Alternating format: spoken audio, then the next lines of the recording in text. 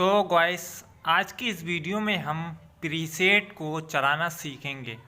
कई बार कैसा होता है कि जब भी हम प्रीसेट अपना वोल्टेज को कटअप करते हैं ऑटोमेटिक स्टेबलाइजर में, तो उसमें कई बार क्या होता है कि वो रीलों में चटरिंग होती है और हमें काफ़ी आवाज़ें सुनने को मिलती हैं और हमारा कटअप भी सही से नहीं लग पाता है। तो फिलहाल तो आज की इस वीडियो में हम प्रीसेट को अच्छे से चलाना सीखेंगे और क्या कंडीशन होती है, क्या कारण होते हैं जिस कंडीशनों में प्रीसेट को जब हम सेट करते हैं तो उसमें हमें दिक्कतें देखने को मिलती हैं। ठीक है, तो मैं हूं आपका अपना भाई तौसीफ और मैं ऐसे ही इलेक्ट्रॉनिक्स एंड इलेक्ट्रिकल से रिलेटेड वीडियोस लाता रहता हूं। तो चलिए वीडियो को स्टार्ट करते हैं और जान लेते हैं अच्छे से और सीखेंगे बहुत लेवल से, यानी बहुत अच्छे लेवल से। ठीक है दोस्तों, तो जैसा कि यहाँ पर आप देखेंगे ये दो प्रीसेट हैं इस सर्किट पे। ठीक है, ये 90 से 440 का सर्किट है। तो यहाँ पर देखेंगे ये लिखा है सेट और यहाँ पर लिखा है TMR यानी कि टाइमर। ये वाला प्रीसेट हमारा करेगा वोल्टेज को कटअप और ये वाला जो है ये टाइमर को हमारे एडजस्ट करेगा।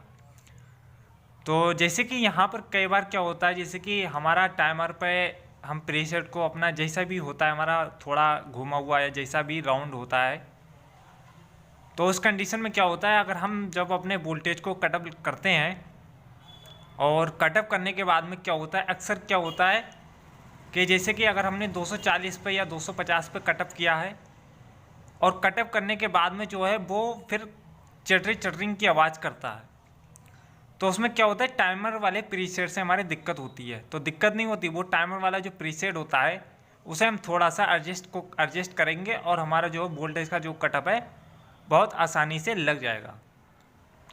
अब जैसे कि ये तो इसमें थे दो प्रीसेट। ठीक है, अब यहाँ पर एक चीज़ मैं और क्लियर करूँ पहले। जैसे कि यहाँ पर आप देखेंगे दो प्रीसेट हैं। अब जैसे कि मेरा टाइमर है लगा हुआ 1 मिनट का। ठीक, 1 मिनट का अगर टाइमर है मेरा लगा हुआ और जैसे कि मैंने 250 पे कटअप लगा दिया। कटअप लगाने के बाद में पता चला कि हमने जब 5 स्टेप या 7 स्टेप का जो भी कार्ड होता है हमारा, तो जैसे कि 5 स्टेप का मान लेते हैं, 5 स्टेप का है और 5 स्टेप पर जब पहुंचता है तो वो क्या करता है, एकदम ऑटोमेटिक जो ना स्टेबलाइजर ही पूरा बंद हो जाता है। कई बार ऐसा भी होता है। तो इस कंडीशन में क्या होता है, ये जो हमारे जो टाइमर और जो वोल्टेज के कटअप करने वाले प्रीसेट होते हैं, यहीं से हमें थोड़ी सी दिक्कत देखने को मिलती है, वैसे और कहीं से हमें दिक्कत देखने को नहीं मिलती है।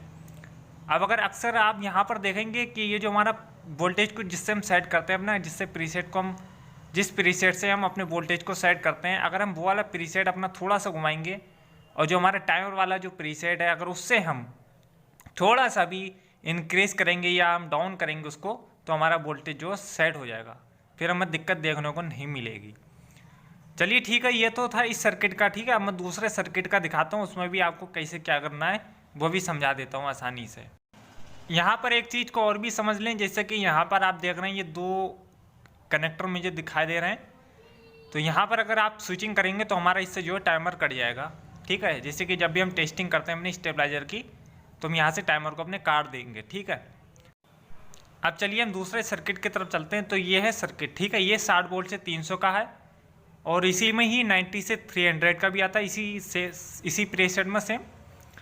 तो जैसे कि यहाँ पर आपको ये जो प्रीसेट दिखाई दे रहा है, एक ही प्रीसेट है, हमारा टाइमर पे भी यही रहता है और वोल्टेज को कटअप लगाने के भी काम में यही आता है, मतलब कि दोनों प्रीसेट का एक प्रीसेट है। ठीक है, अब जैसे कि यहाँ पर क्या होता है, कई बार तो ऐसा होता है जैसे कि अगर हमने 240 पे कटअप लगाया या जैसे कि हमने कहीं भी कितना भी कटअप नहीं लगाया, ठीक, और जैसे कि हमने स्टेबलाइजर में कनेक्शन करने के बाद में पता चला जैसे कि वो हमारा 230 पे या 240 पे कटअप लगा रहा है अपने आप से ऑटोमेटिकली। ठीक है, तो वो कई बार क्या होता है कंपनी तरफ से भी हमें जो है सेट, यानी कि जो प्रीसेट होता है वो हमारा सेट होता है कंपनी तरफ से। अब जैसे कि अगर हमें वोल्टेज को थोड़ा सा बढ़ा कर रखना है, जैसे कि तो हमें 250 पर कटअप करना है या 260 पर कटअप करना है, तो हम क्या करेंगे, इसी प्रीसेट को थोड़ा सा इंक्रीज करेंगे, या तो हम अप या तो डाउन की तरफ जाएंगे या तो फिर अप की कंडीशन में जाएंगे हम। तो जैसे कि अगर डाउन की कंडीशन में जाएंगे तो आपको कुछ ना कुछ उसमें देखने को जरूर मिलेगा या चटरिंग पटरिंग जो भी करेगा। ठीक है, और अगर आप अप की कंडीशन में करेंगे तो आपको जो है ना वोल्टेज थोड़े से बढ़ जाएंगे। जैसे कि आप मान लेता हूँ जैसे कि आपका 240 पर कटअप लग रहा है पहले से। ठीक है, अब आपने जैसे कि 240 पर लग रहा है तो आप 238 या 235 पे अपने वोल्टेज रखें, ठीक है, 235 पर रखें, फिर उसके बाद में प्रीसेट को थोड़ा सा घुमाएं और फिर उसके बाद में वोल्टेज को बढ़ाएं, फिर पता चल जाएगा आपको ये हमारा वोल्टेज जो धीरे धीरे बढ़ता जा रहा है, ठीक है। तो इस तरीके से जो प्रीसेट आप इसके चला सकते हैं। और प्रीसेट चलाने में कोई ऐसी दिक्कत वाली बात नहीं है कि नहीं तो ज़्यादा बहुत बड़ी आफत है कि हम प्रीसेट को नहीं चला पाएंगे। प्रीसेट चलाना बिल्कुल सिंपल है, पर ये है बस थोड़ा सा भी अगर हम 1-2 सर्किट में अगर कटअप लगा देंगे ना तो हमें फिर नॉलेज हो जाती है अच्छे से। तो इस तरीके से जो मैं प्रीसेट के तरीके बता रहा हूँ इसी तरीके से आप करेंगे तो आपको कोई भी दिक्कत या प्रॉब्लम नहीं देखने को मिलेगी। चलिए हम तीसरे सर्किट तरफ चलते हैं, फिर उसमें भी देख लेते हैं हम जल्दी से। तो जैसे कि ये सर्किट है मेरे पास, ठीक है, अब ये सर्किट है 90 से 440 का भी, पर इसमें प्रीसेट कुछ और तरीके से हैं, ठीक है। अब यहाँ पर भी आपको प्रीसेट 1 प्रीसेट 2 नज़र आ रहा है, प्रीसेट 1 प्रीसेट 2, ठीक है। अब यहाँ पर प्रीसेट 1 है वो तो हमारे वोल्टेज को कटअप करेगा, ठीक, और जो प्रीसेट 2 है वो हमारे टाइमर के लिए है। या कई बार ऐसा भी होता है कि प्रीसेट 2 जो होता है हमारे वोल्टेज को कटअप करता है और प्रीसेट 1 जो होता है हमारा टाइमर के लिए होता है, कई बार ऐसा भी होता है। तो दोनों कंडीशन मैं समझा रहा हूँ ताकि आपको कोई भी दिक्कत देखने को ना मिले। अब जैसे कि हमारा टाइमर मान लेते हैं 1 मिनट का लगा हुआ है, ठीक है, या 30 सेकंड का लगा हुआ है। अब हमें अपना टाइमर को बढ़ाना है, 1 मिनट का करना है, 1.5 मिनट का करना है।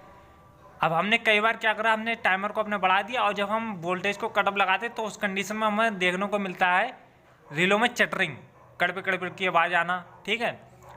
तो वो कारण क्या होता है हमारे प्रीसेट से, यानी टाइमर वाला जो प्रीसेट होता है उसको आप हल्का सा भी इंक्रीज कर देंगे ना या डाउन कर देंगे, आपकी कंडीशन में कर देंगे हल्का सा, तो आपका जो है ना वोल्टेज में फिर दिक्कत देखने को नहीं मिलेगी। यही दोनों प्रीसेट जो होते हैं हमारे वोल्टेज के कटअप करने में हमें काम में देते हैं। ऐसा नहीं होता है कि हमारा टाइमर वाला तो हम उसे बिल्कुल भूल जाएं, तो ऐसा नहीं करना होता है, हमें दोनों प्रीसेट से ही देखना पड़ता है।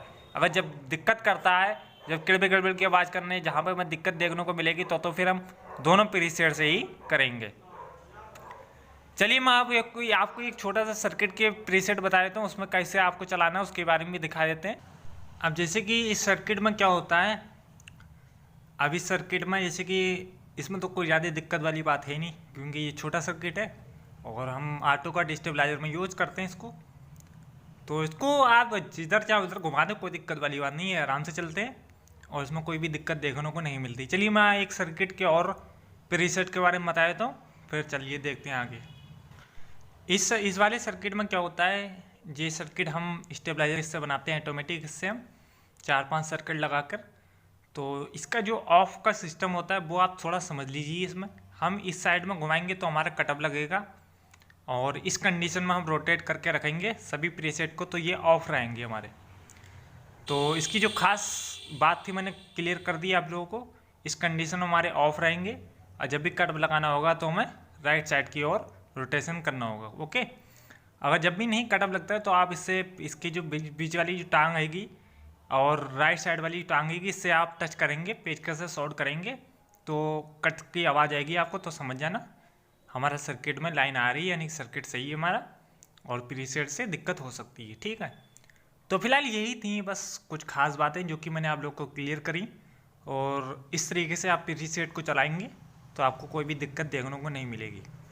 और थोड़ी बहुत अगर दिक्कतें आती भी हैं तो आप एडजस्ट कर लीजिए उन चीज़ों को, और फिलहाल जिस तरीके से मैंने बताया तो आपको कोई भी दिक्कत नहीं आएगी। तो चलिए फिलहाल मिलते हैं फिर नेक्स्ट वीडियो में, तब तक अपनों का ख्याल रखिएगा और हमें कमेंट बॉक्स में ज़रूर से बताइएगा कि ये वीडियो आप लोगों को कैसी लगी। और आप अगर नए हैं तो मेरे चैनल को सब्सक्राइब कर लें और वीडियो को लाइक